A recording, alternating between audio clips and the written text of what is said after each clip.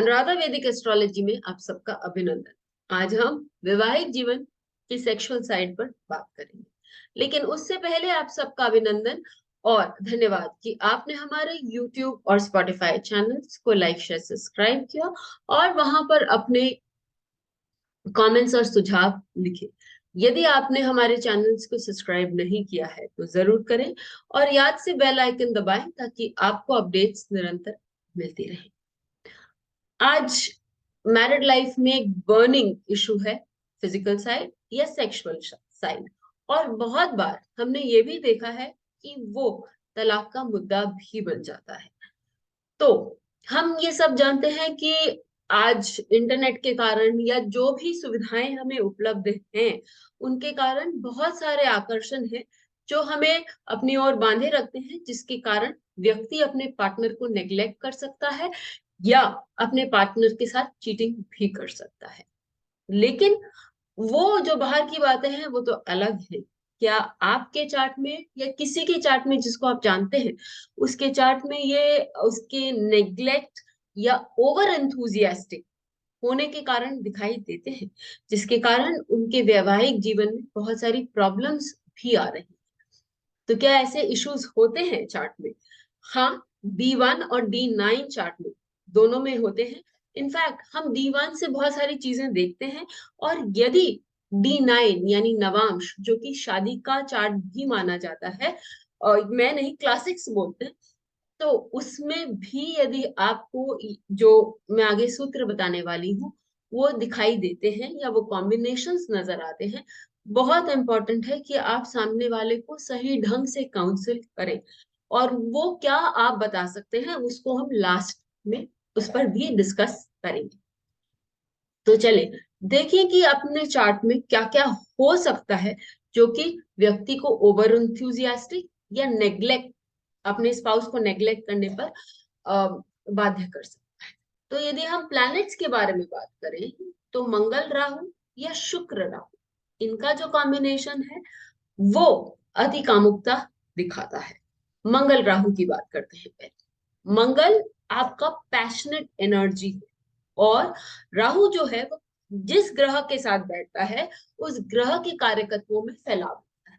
मंगल राहु पर अंगारक योग नाम पर हमने वीडियो बनाया है और उसमें हमने बताया कि वो बहुत सारी चीजें दिखा सकता है। लेकिन और ऐसे ही हमने शुक्र राहु पर भी बनाया है। लेकिन यहाँ जब हम physical side of married life या सेक्सुअल एनर्जी की बात कर रहे हैं तो हम उसी तक अपने आप को सीमित रखेंगे। मंगल और राहु का कॉम्बिनेशन व्यक्ति को बहुत उग्र बना सकता है या जैसा मैंने कहा अति कामुक बना सकता है। लेकिन ये जो कॉम्बिनेशन है वो व्यक्ति के किसी भी भाव में हो सकता है। तो क्या वो हर भाव में व्यक्ति को इसी प्रकार का उग्र बनाएगा या कामुक बनाएगा? नहीं, ऐसी स्थिति कोई जरूरी नहीं आनी। ये स्थिति तब आती है जब व्यक्ति के पंचम भाव, अष्टम भाव या द्वादश भाव से रिलेशन बनाते हैं या वहां स्थित होते हैं। उसी प्रकार शुक्र और राहु, शुक्र आपके प्रेम का को बताता है, शुक्र आपके जो स्पर्म्स है उसको बताता है, और राहु जो इसमें फैलाव लाता है।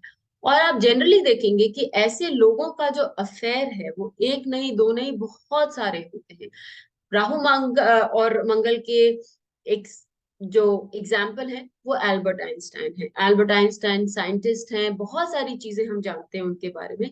लेकिन अष्टम भाव में राहु मंगल जो उनका है वो बहुत सारे अफेयर्स भी उनको देता है।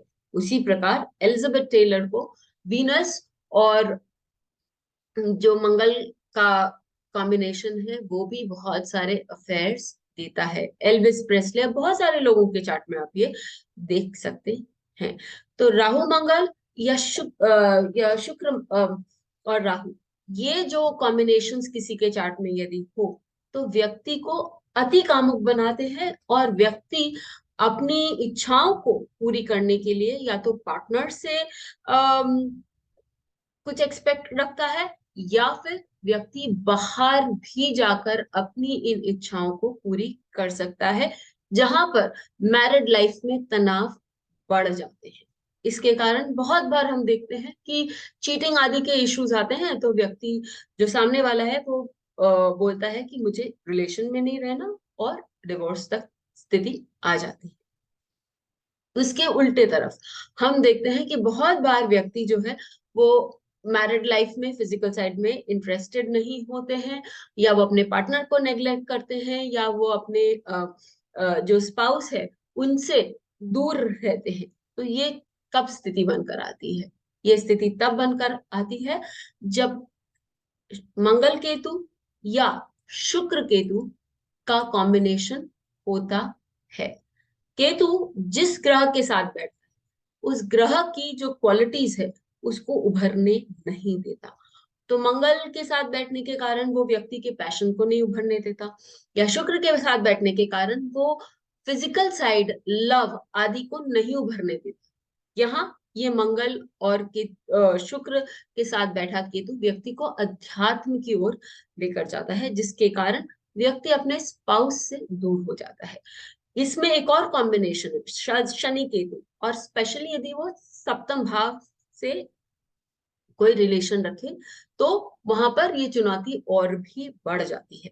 ऐसे स्टेट में आप देखेंगे कि व्यक्ति को अपने स्पाउस में कोई इंटरेस्ट नहीं है, या व्यक्ति को अपने स्पाउस के लुक्स आदि में इंटरेस्ट नहीं है, या व्यक्ति का स्पाउस स्वयं अपने ऊपर ज्यादा देखने में या कपड़ों पर बहुत ज्यादा खर्चा नहीं करेंगे, या उनको उससे कोई मतलब नहीं होगा। तो व्यक्ति ऐसे में क्या करे, ये हम लास्ट तक बात करते हैं। फिर हम बात करते हैं भावों की। जैसे मैंने आप लोगों को बोला कि यदि ये कॉम्बिनेशन किसी भी भाव में हो तो क्या वो व्यक्ति के बारे में बताता है? हाँ, वो व्यक्ति के बारे में बताता है, या स्पाउस के बारे में एक हल्के रूप में बताता है, लेकिन इंटेंसली ये कॉम्बिनेशन अपना रूप तब दिखाएगा जब ये 5, 8 और 12 इन भावों से जुड़े हुए होंगे। क्यों? क्योंकि पंचम भाव जो है आपके प्रेम का भाव है। वहां आप चीजों को बहुत अच्छे से प्रेजेंट करना चाहते हैं।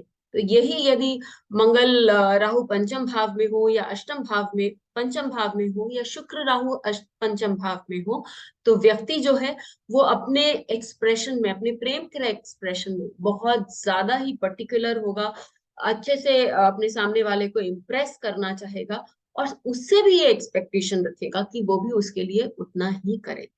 इसके विपरीत यदि यदि शुक्र और केतु हो, या मंगल या केतु हो, तो वो व्यक्ति जो है वहां पर नॉन एक्सप्रेसिव हो जाता है। उसको कोई फर्क नहीं पड़ता है कि कोई इसको फूल ला के दे रहा है, मिठाई ला के दे रहा है, वैलेंटाइन विश कर रहा है या नहीं। इसके कारण उसके जो पार्टनर है उसको दुख शायद पहुंचेगा कि उसने कुछ नहीं किया, क्योंकि आज के सामाजिक दौर पे हम देखते हैं ये सारी चीजें। लेकिन यदि हमें सामने वाले के कुंडली का थोड़ा सा भी आभास हो, तो शायद हम अपने आप को समझा सकते हैं कि मुझे व्यक्ति के साथ किस तरह से जीवन व्यतीत करना है, क्या मैं उसके लिए तैयार हूँ, क्या मैं वो कर सकता हूँ या कर सकती हूँ, और क्या ये मेरे लिए संभव है। यदि है तो मैं आगे बढ़ूंगा या बढ़ूंगी, यदि नहीं है तो आगे नहीं बढ़ना है। तो ये सारी चीजें व्यक्ति अच्छे से समझ जाते हैं। अब अष्टम भाव की बात करते हैं। अष्टम भाव जो है वो छुपी चीजों के बारे में बताता है, और अष्टम भाव में यदि ये कॉम्बिनेशंस हो, तो राहु के साथ मंगल या शुक्र हो तो व्यक्ति की कामुकता बढ़ जाती है। व्यक्ति बाहर भी, क्योंकि आपके जो हिडन अफेयर्स हैं वो बहुत अच्छे से यहाँ से दिखाई देते हैं, और व्यक्ति वहां पर भी अपनी इच्छा पूरी करता है, जो जब बाद में लोगों को समझ में आता है तो वो शायद बात बिगाड़ देता है बुरी तरह से लोगों की। फिर यही यदि केतु और मंगल हो, या केतु और शुक्र हो, तो व्यक्ति अध्यात्म की ओर बढ़ता है, क्योंकि अष्टम भाव आपको भोग या योग दोनों दिखाता है, जिसके कारण व्यक्ति की तो स्पिरिचुअल या आध्यात्मिक उन्नति होती है, लेकिन वहां मैरिड लाइफ में वो इश्यूज, प्रॉब्लम्स क्रिएट करता है। साथ ही हम द्वादश भाव की बात करते हैं। मंगल राहु द्वादश भाव में सेक्सुअल अब्यूज भी दिखा सकते हैं, और वहां पर आप देखेंगे कि लोगों का उसके कारण भी डिवोर्स होता है। शुक्र राहु जो है वहां पर मल्टीपल पार्टनर्स दिखाते हैं, और बहुत तरह की चीजें जो आप इंटरनेट पे पढ़ेंगे वो सारी चीजें भी आपको समझ में आएगी, खासकर यदि ये द्विस्वभाव राशियों से जुड़ा हुआ हो द्वादश भाव तो। अब हम बात कर लेते हैं कि कौन से नक्षत्र ये सारी चीजें दिखाते हैं। तो नक्षत्रों के बारे में यदि आपको बात करना है तो आप देखें कि मूल, स्वाति, ये जो है ये अग्रेसिव नक्षत्र है। और यदि मंगल राहु का कांटेक्ट इन नक्षत्रों के साथ होता है या वहां पर प्लेसमेंट होते हैं तो आप निश्चित रूप से जानिए कि बहुत सारा अब्यूज या बहुत प्रॉब्लम्स में ये आपको ले जा सकते हैं। यहाँ पर एक एडवाइस हम लोगों को दे सकते हैं कि आपको नियंत्रण, क्योंकि आप समझ रहे हैं कि आपके चार्ट में क्या दिखाई दे रहा है, तो व्यक्ति को नियंत्रण में रहना चाहिए, वरना आगे जब भी केतु की दशा, अंतर्दशा, प्रत्यंतर आती है तो व्यक्ति को प्रॉब्लम्स साफ साफ नजर आएंगे। यही यदि वहां केतु बैठा रहे और शुक्र या मंगल के साथ बैठा रहे तो मान के चलिए कि वहां पर नेग्लेक्ट और प्रॉब्लम्स है, साइकोलॉजिकल इश्यूज होने के पूरे पूरे चांसेस हैं।